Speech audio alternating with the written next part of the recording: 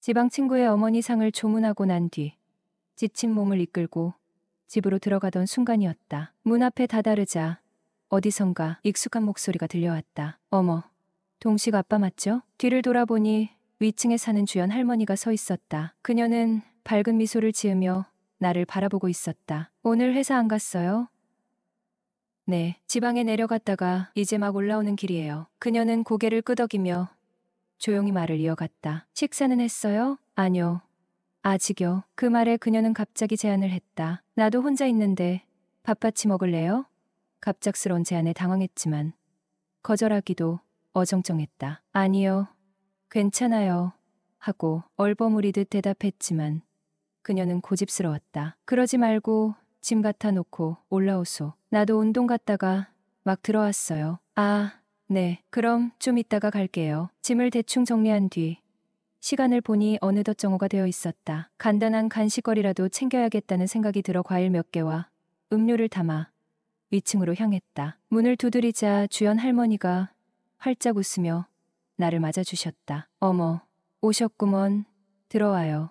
들어와. 그녀의 집은 깔끔하고 정갈했다. 방금 전까지 집 안에서 누군가 부지런히 움직였던 것처럼 따뜻한 기운이 느껴졌다. 혼자 있으니까 이런 시간이 참 반가워요. 그녀는 웃으며 말했다. 마치 아들이 오랜만에 찾아온 것 같아요. 그 말에 나도 기분이 묘했다. 정말로 누군가의 가족이 된 것처럼 느껴지는 순간이었다. 그녀는 냉장고에서 국수를 꺼내더니 손쉽게 삶아 시원한 물김치, 국물에 말아왔다. 간단하지만 이런 게 또 별미 아니겠어요? 국수를 한 입 먹어보니 예상외로 맛있었다. 그녀의 소박한 음식 솜씨는 정감이 넘쳤다. 설거지를 마친 뒤 그녀는 냉커피를 만들어 오며 마주 앉자 이런저런 이야기를 나눴다. 그녀는 10년 동안 과부로 지내왔던 이야기를 들려주었다. 10년 동안 독수공방했던 할머니 얘기를 듣다 보니 갑자기 저런 과부와 연애하면 어떤 기분일까 궁금해진 것이다. 그럼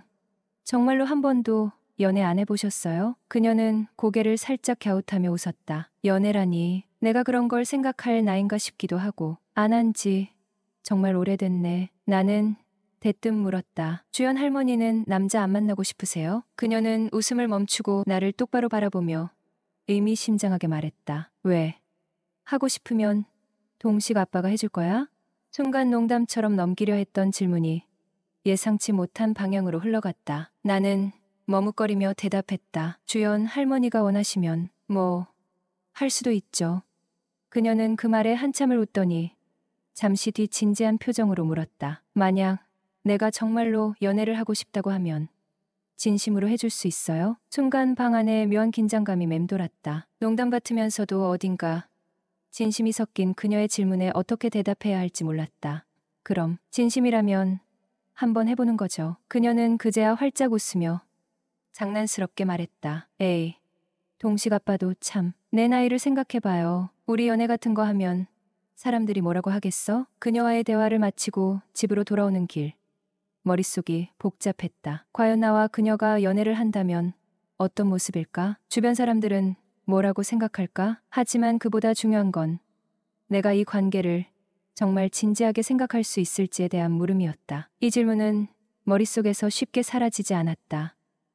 안녕하세요. 저는 결혼 10년 차에 접어들었던 40대 후반의 남자입니다. 늦은 나이에 결혼했지만 한때는 행복한 가정을 꾸려보겠다는 마음으로 열심히 살아왔습니다. 저는 30대 중반에 결혼해 현재 유치원에 다니는 남자아이를 하나 두고 있네요. 제 직업 특성상 일이 몰리면 눈코 뜰 새 없이 바빠지는 경우가 많아 수입이 매달 고정적이지는 않았습니다. 적을 때는 300만 원, 많을 때는 800만 원 정도 벌며 가정을 꾸려왔습니다. 주변 사람들의 도움 없이 제 명의로 된 40평대 빌라를 소유하게 된 것도 제 나름의 노력 덕분이라 자부하고 있습니다. 결혼 후 아내가 직장 생활에 너무 지쳤다며 집에서 살림만 하고 싶다고 해서 그렇게 하라고 했어요. 저는 총각 때부터 저축을 꾸준히 해왔고 비록 제 연봉이 많지는 않았지만 세 식구가 먹고 사는 데는 부족함이 없을 정도였습니다. 그래서 아내의 바람을 들어주는데 큰 고민은 없었죠. 아내는 저보다 5살 연하였고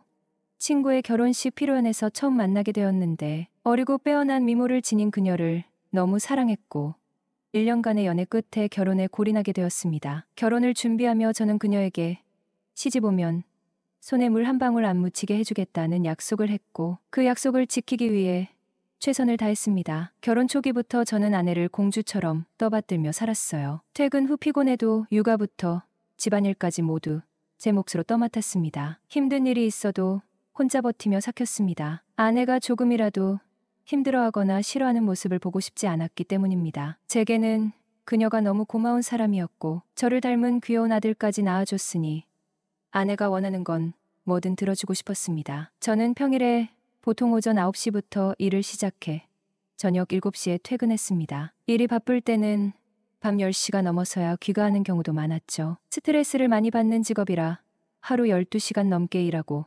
귀가하면 씻고 나오자마자 하루 동안의 피로가 몰려와 눈이 감겼습니다. 그런 저를 보며 아내는 늘 불만을 표현하곤 했습니다. 같이 시간을 보내고 싶다는 말이었지만 저는 그녀의 기대를 채워주지 못했어요. 어느 날 아내가 온종일 집에만 있으니 지루하다며 취미생활을 가져보고 싶다고 했습니다. 저는 흔쾌히 동의하며 응원했죠. 아내는 평소 손재주가 좋다는 말을 많이 들었고 액세서리나 아기자기한 소품에 관심이 많았습니다. 며칠간 인터넷을 뒤지던 그녀는 집에서 차로 30분 거리에 있는 가죽 공방을 찾아냈습니다. 그곳에서 일주일에 3번, 2시간씩 배우기 시작했죠. 아내는 공방에서의 시간에 열정을 쏟아부으며 새로운 즐거움을 찾아갔습니다. 저는 아내가 좋아하는 일을 하며 활력을 얻는 모습을 보며 기뻤고 그녀의 선택을 응원했습니다. 그런데 어느 날 아내가 공방에서 회식을 한다며 저녁 7시에 한껏 꾸미고 나갔습니다. 그날 새벽 3시가 넘어서야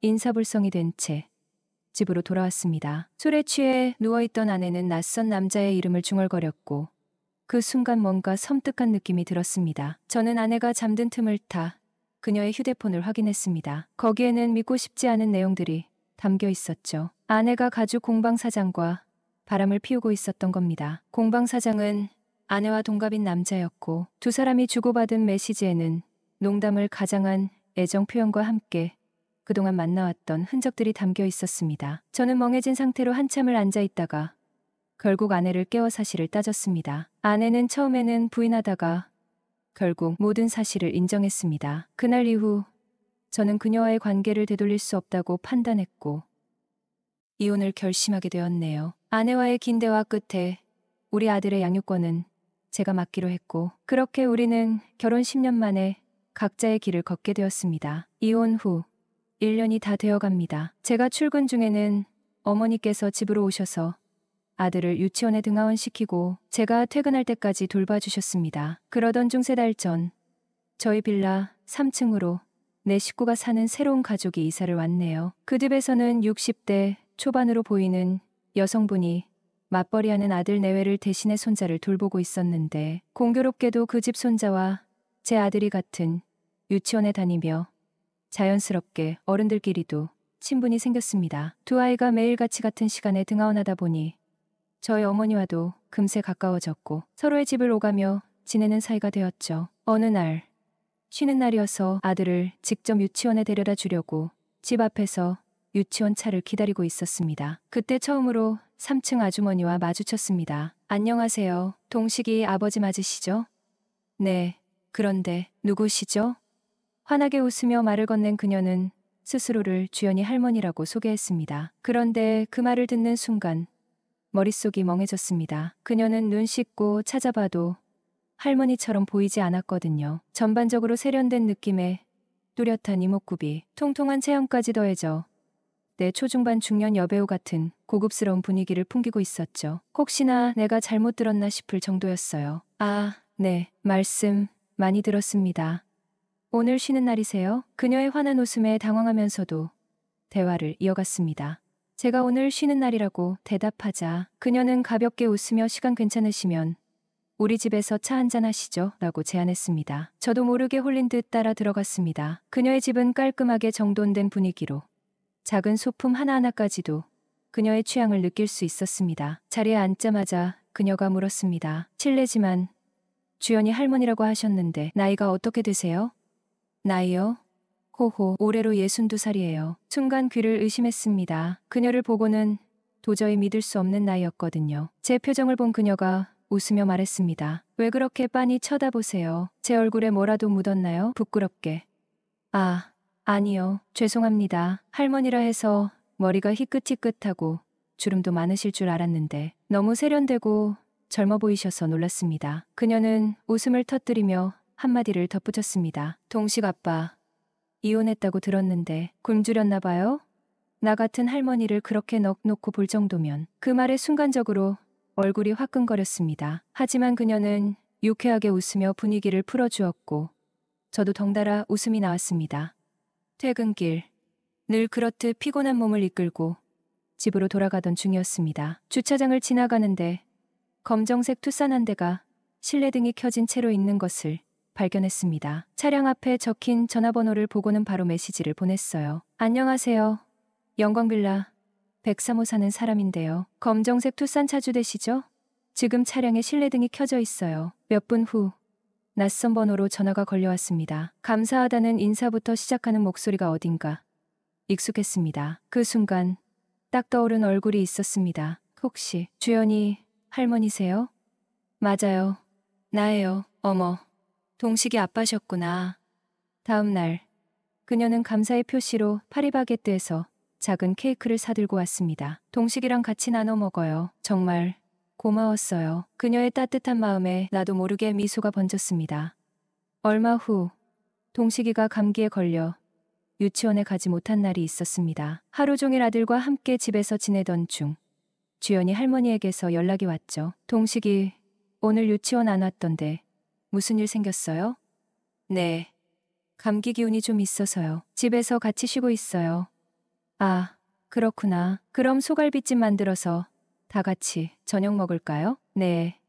그럼 재료 준비는 제가 다 해 놓을게요. 그녀의 제안에 흔쾌히 응했습니다. 1층에 사는 덕분에 층간소음 걱정 없이 아이들이 뛰어놀 수 있었고 두 아이는 금세 신나게 놀기 시작했습니다. 저녁 준비가 되는 동안 그녀와 저는 자연스럽게 이야기를 나누게 되었죠. 그녀는 10년 전 남편과 사별했고 3년 전 며느리가 일을 시작하면서 손자를 돌보게 되었다고 했습니다. 동식 아빠, 참 대단해요. 남자 혼자 애 키우는 게 쉬운 일이 아닌데 제가 선택한 길 어쩔 수 없죠. 혼자 지낸 지 1년 넘었으면 이제 연애라도 좀 하셔야겠네.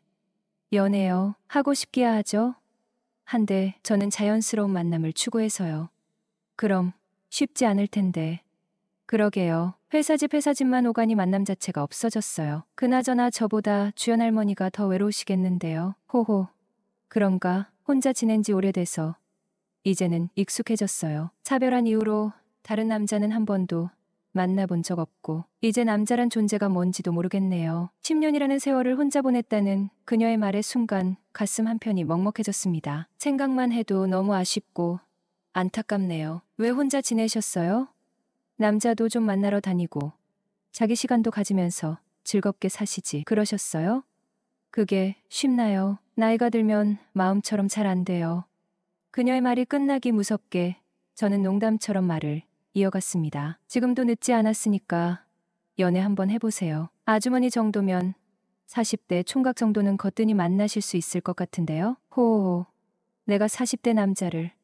그런 말 들으니 기분은 좋네요. 하지만 나이가 60이 넘었는데 어딜 가서 남자를 찾겠어요. 그냥 이대로 살다 때가 되면 가는 거죠. 그녀의 말에 저는 조금 장난스럽게 말을 꺼냈습니다.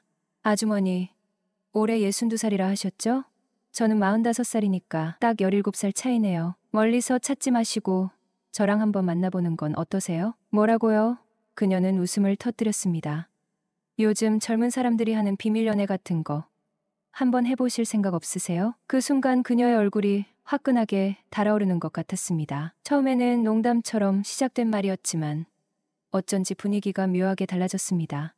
그날 저녁 밤 9시가 넘은 시각에 주연이 할머니에게 카톡이 왔어요. 동식 아빠, 뭐해요?